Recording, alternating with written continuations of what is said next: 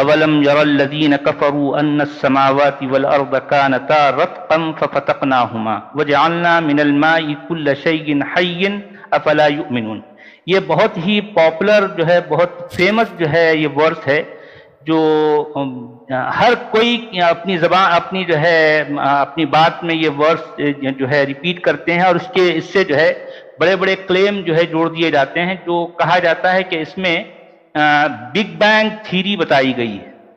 مجھے تو بڑی ہنسی آتی ہے. بگ بینگ تھیری ہوتی کیا ہے؟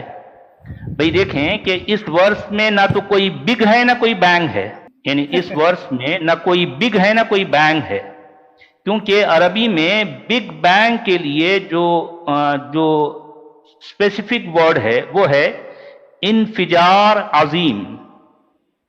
انفجار عظیم کا مطلب ہوتا ہے بگ بینگ. تو آپ کہتے ہیں نا انفراج عظیم نہیں ہے، اس لیے یہ آیت میں کوئی بگ بینگ نہیں ہے. یہ اس کا آیت میں اس کا مطلب یہ نہیں ہے. اس میں جو ایونٹ ہورائزن میں جو بلاسٹ ہوا، جو بگ بینگ کی شروعات ہوئی ایونٹ ہورائزن میں، اسی کو بتایا گیا ہے آیت میں، اور اس کی بہت اہمیت ہے سائنس میں. دیکھیے سائنسدانوں کو، ابھی بھی سائنسدان کاسمالوجسٹ کو یہ بگ بینگ تھیوری پسند نہیں ہے، کیونکہ وہ اس کا ایکسپلینیشن دے نہیں سکتے ہیں نا. وہ کیوں اس طرح زیرو والیوم اور کچھ بھی والیوم ہو، لیکن اس سے کائنات کا آغاز ہوا نا، اس پر کوئی تسلی بخش وہ ایکسپلینیشن دے نہیں سکتے. لیکن کتنے اس میں پروف موجود ہیں، دن بدن اس کے شواہد، اس کے پروف ملتے ہیں. تو بگ بینگ تھیوری یہ ریالٹی، یہ ناپسند ہو کر بھی ماننا پڑتا ہے. سائنسدانوں کو پسند نہیں ہے لیکن مجبوراً ماننا پڑتا ہے، کیونکہ بہت سے شواہد، پروف، کوپ سے پروف، بڑے سیٹلائٹ سے اشارے کیا مطلب اتنا ڈیٹیل دیا ہوا ہے کہ بلاسٹ سے پورے کائنات کا آغاز ہوا.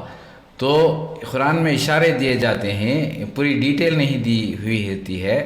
دیکھیے قرآن میں 1000 سے زیادہ سائنٹیفک کنکلوشن، سائنٹیفک فیکٹس موجود ہیں، وہ سائنسدانوں کو معلوم ہے. 1950 سے 1990 تک اس تھیوری کو لے کر بہت سے کتابیں لکھے، بہت سے اختلاف ہوئے. آخر میں مجبوراً سائنسدانوں کو اس پر متفق ماننا پڑتا ہے کہ big bang theory is reality, وہ جو 1400 سال پہلے قرآن میں لکھ دیا گیا ہے نا. تو ریالٹی یہی ہے نا. دیکھیے آج میں سادہ سا مثال دیتا ہوں. قرآن میں اللہ تعالیٰ نے دل میں ایمان پایا جاتا ہے، دماغ میں نہیں کہہ دیا ہے نا، دل میں ایمان داخل ہوتا ہے. وہ سائنسدانوں ابھی تک نہیں مانتے تھے. جون 2020 میں سائنسدانوں نے مان لیا کہ دل بھی سوچتا ہے. اس طرح سے سائنسدان کبھی مانتا ہے، اس کو مجبوراً ماننا پڑتا ہے. آپ کو معلومات نہیں ہے، آپ ڈیٹیل میں جانا پڑے گا، تبھی آپ کو اس کا اندازہ ہو سکتا ہے کہ کتنی بات 1400 سال پہلے کہہ دی گئی ہے. Some may say the manufacturer, some may say the maker, some may say the inventor, some may say the producer. Whatever they say, it will be somewhat similar. Either it will be the creator, the manufacturer, the maker, it will be the inventor, it will be somewhat similar. Don't grapple with the words, just keep that answer at the back of your mind. Ask him the question that how did our universe come into existence? He will tell you that initially there was a primary nebula. Later on, there was a secondary separation, the Big Bang, which gave rise to galaxies, the stars, the sun, the planets, and the earth on which we live. This, they call it as the Big Bang. When we asked atheists that when did you come to know about this creation of the universe, the Big Bang? So he will tell you, we came to know recently, 30 years back, 40 years back. I tell him that this information about the creation of the universe is mentioned in this book, the glorious Quran, 1400 years ago in a nutshell. It's mentioned in Surah Anbiya, chapter number 21, verse number 30. Avalam yaral lazina kafaru. Do not the unbelievers see? Anna samawati wal arda. Kan taratkan fastaqnahuma. That the heavens and the earth, they were joined together and we clove them asunder.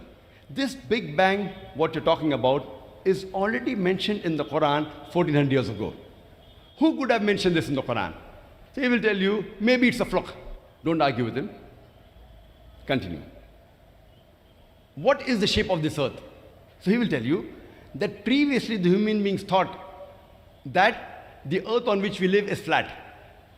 It was in 1577 when Sir Francis Drake, he sailed around the earth, that he proved that the earth was spherical.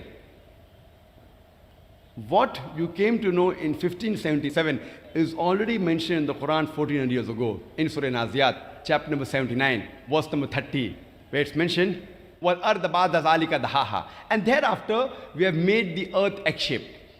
The Arabic word dahaha, one of its meaning is an expanse, and the earth is an expanse.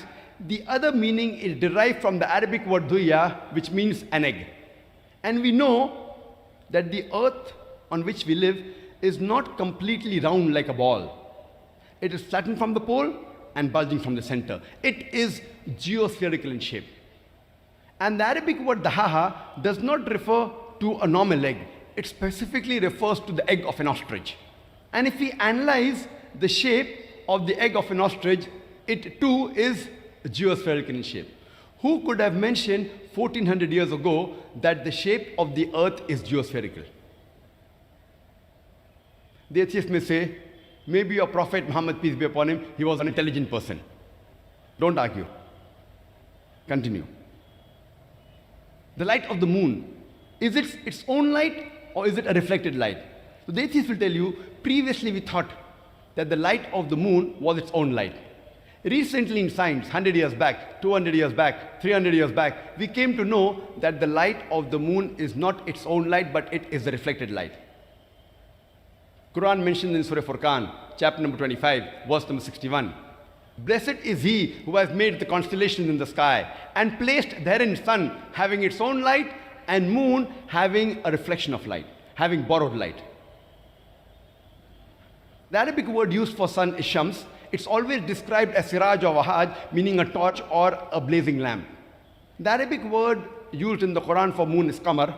Its light is always described as munir or nur, meaning borrowed light or a reflection of light. Nowhere does the Quran refer to the moonlight as its own light. Who could have mentioned this in the Quran 1400 years ago? The atheist, maybe after a long pause he will say, maybe your prophet, he was extra intelligent. Don't argue, continue. When I was in school, I passed my school in 1982. I had learned in the subject of science and geography that the sun, though it revolved, it did not rotate about its own axis. The atheist will ask, is this mentioned in the Quran? I will tell him, no, this is what I learned in school. More than 25 years back, this is what I learned in school. But when I read the verse of the Quran in Surah Anbiya, chapter number 21, verse number 33, it says, Huwa allazi khalaqa al-layl wa nahara. It's Allah who has created the night and the day. Wa shamsa wal qamar, the sun and the moon. Kullun fi falaki yasbahun, each one traveling in orbit with its own motion.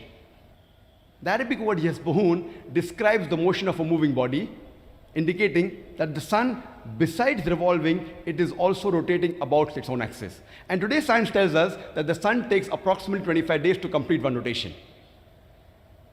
Who could have mentioned this in the Quran 1400 years ago, which science has discovered recently, just a couple of decades earlier? When I was in school, I didn't know about this.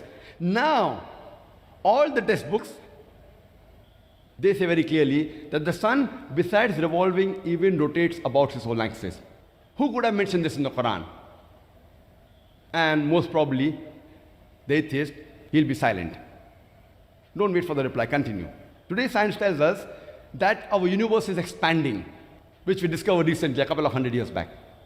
Quran mentions in Surah Dariyat, chapter number 51, verse number 47, that we have created the expanding universe, the vastness of space. The Arabic word musyun. It means the expanding universe, the vastness of space. There may be many critics of Islam who will say it is nothing great that the Quran speaks about astronomy, since the Arabs were advanced in the field of astronomy. And I do agree with them that the Arabs were advanced in the field of astronomy. But I'd like to remind them, it was centuries after the Quran was revealed that the Arabs became advanced in the field of astronomy. So it's from the Quran that the Arabs learned about astronomy and not the vice versa.